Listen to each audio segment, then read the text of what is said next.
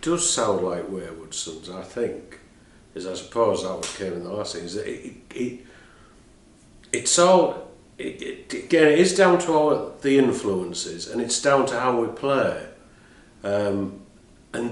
One thing it really sort of like stuck out the other day when Toby was doing his guitar things. I mean, bless him. I mean, he cuts himself up about his guitar playing.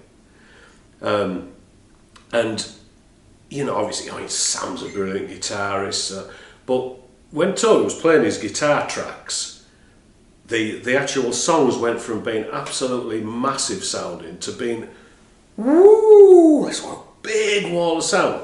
And you can't be taught that.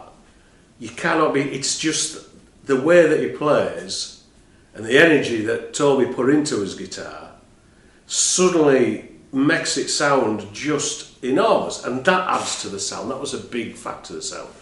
I think from my point of view, my style of playing, I aren't a keyboard, I'd never put my hands up and say, oh yeah, I'm a keyboard player. I don't think I'm a great keyboard player at all.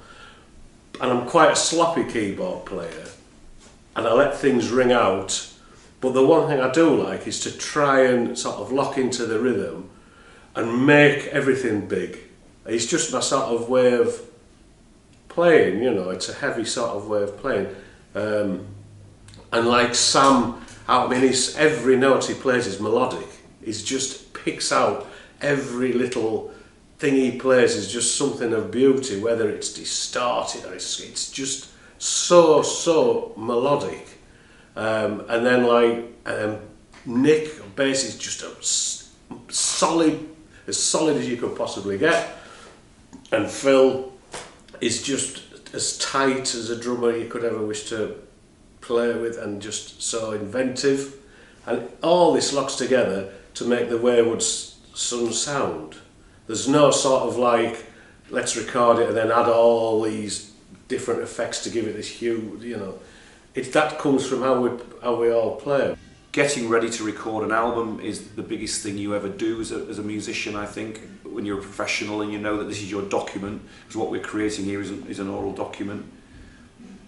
And so the stress and anxiety is quite high. I mean, I did spend a couple of weeks ahead of coming into the studio feeling quite anxious about it, you know, spending a lot of time listening to the material and trying to sort of figure out what we needed to change, what we needed to do to the songs to enhance them, to, you know, the choices of which songs to finish, etc. And a lot of emails going back and forth between the band and decisions being made, and so it was quite anxious, I must admit. But it's a sort of happy anxiety. I was really ready to come in and do it and really get on with it. And then I think 3 or 4 days in, after we'd kind of 3 or 4 days in this session at the beginning of April, we got sort of, I think we came in on a Monday, April the 1st, and I think I got to about Wednesday of that week, and I thought, hang on a minute, this is starting to come together. I'm getting this now. It's starting to sit, and we had a listening session.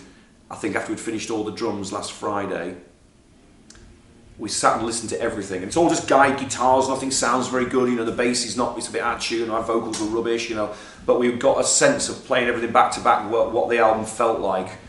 And it felt great, and I was really pleased. And all the kind of anxieties and the worries about, oh God, is it good enough? Have I written enough songs? Is there enough rock on it? Oh God, what are they going to think about that? That all started to disappear, because I thought, actually, what this is really about is quality.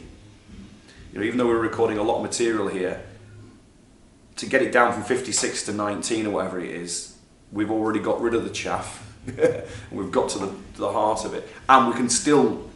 And we're going to have to cut that back, aren't we? Because we can't put 19 tracks on an album, you know.